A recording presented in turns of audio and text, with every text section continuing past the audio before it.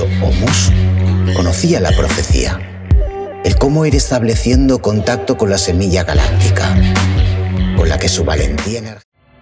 Así fue como el maestro Senio despertó a su hijo del mañana, sintiéndose capaz de brillar tras la caída de la madre lluvia, fruto de pasado. Y fue aquí, en Cadaqués, donde Kawa, instruido por los esenios y vestido de humano, se había conectado al subconsciente. Sucediendo cuando un ave rapaz rastreaba el peso de su verso invisible, siendo capaz de recordar el sabor de gabinete de repercusiones que habían dejado de flotar tras la fragancia de su amor. Disfrutaré insistiendo en el recorrido que mantiene al alma en su doblete triunfal. Nadaré atrás.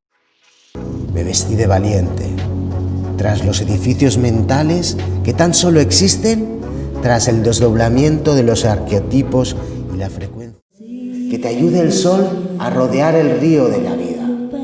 Apodérate de los límites de tu canción y se alce el brillo que te hará resurgir más allá. ¿Creías que Enkidu existiría desnudándose en el alma y descubriste que el corsario había ascendido tras 20? Fue aquí cuando te llamaron arte, donde te evaluaron como la acción pura del movimiento, yendo a los ciclos de quienes valoran la función del replay y su éxtasis de realidad domesticada.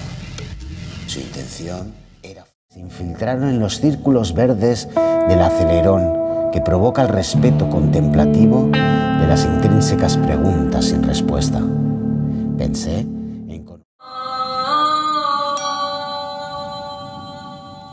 Dime, artista, ¿en qué fondo de principios se oscila tu aguja del tiempo?